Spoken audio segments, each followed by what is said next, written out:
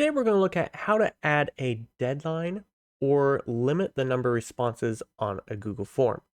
So once the form is published, you come back up here and click on published, and then you'll see this set close date or response limit. So if you click on this, it'll give you an option to choose a date and a time.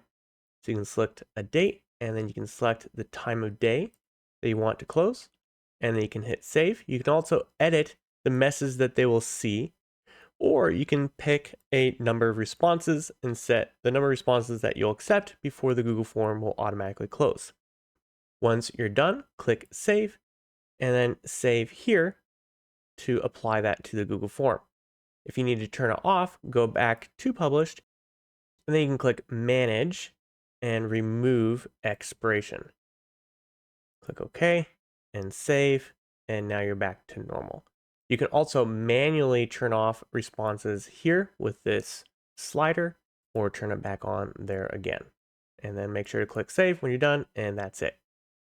So that's it for today's video. Make sure to check out the other videos on our channel for more tutorials on both Google Sheets and AppScript. And as always, have a great day.